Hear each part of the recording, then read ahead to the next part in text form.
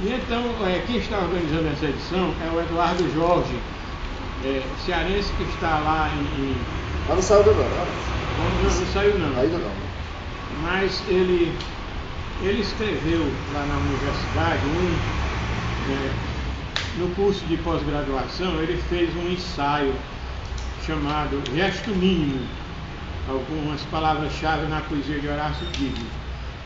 Então, esse poema é oferecido a ele porque ele está organizando essa reedição desses livros, e ele pediu que escrevesse alguma coisa que fosse assim, tivesse um sentido autobiográfico, né, para colocar nessa edição. Vamos à admiração, né? Então eu coloquei aqui o logólogo, é uma palavra inventada, né, porque existe o filólogo, que é o amigo da palavra, essa terminação logo significa palavra. Então, no meu livro Ficções Lovatianas,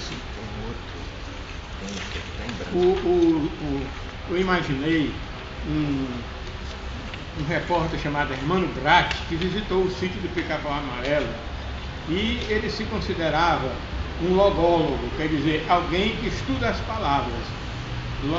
Assim como existe essas terminações que terminam em logia, filologia, termina em logia. A geologia. Por exemplo, a geologia. A geologia. A geologia, que é o estudo das coisas sagradas. Tecnologia. Então, como logos significa palavra, logologia significa o estudo das próprias palavras. Um logólogo seria alguém que coloca as palavras acima de tudo. Vê a vida tudo através das palavras. Então, eu fiz aqui esse pequeno poema, assim com sentido, de certo modo, como se eu estivesse me analisando através das palavras. Então eu digo assim: eu não analiso, sou sintetista, de passo curto e gesto mínimo. Faço amizade com as palavras, brinco com elas desde menino. Conto com elas, canto com elas, não desafino. No verso breve, vou de mansinho, pisando leve. Então, na verdade, como o Manuel salientou, essas micrologias, esses poemas muito curtos, na verdade, eu gosto muito desses poemas, mas é porque eu me considero um poeta de fôlego curto. E eu também. Então, quem tem um fôlego curto não pode escrever. Eu já tive asma, mas mais curto aí. Fica mais curto ainda, grandes epopeias, né? Então, pelo mais para a síntese, né? Então, por isso é que eu digo, não analiso, sou sintetista, de passo curto e gesto mínimo. Esse gesto mínimo homenageia também o Eduardo Jorge, que escreveu esse trabalho, né? Gesto mínimo, algumas palavras-chave na poesia de Horácio Digno.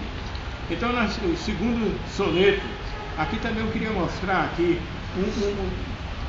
dentre as formas poéticas que eu mais aprecio, tem as formas livres, que são esses pequenos poemas totalmente livres, mas poemas curtos, como os haikais, como quadras, pequenos poemas, e também a forma do soneto, 2 quartetos e 2 terceiros. Mas o próprio soneto de versos decassílabos ou alexandrinos, para mim já é uma forma mais longa, embora eu tenha aquele livro A Nave de Rubi, que são poemas decassílabos, versos decassílabos, mas ilustrados com pequenos poemas concretos, né? Que são poemas visuais. Então, nesse livro A Nave de Prata, eu procuro justamente mostrar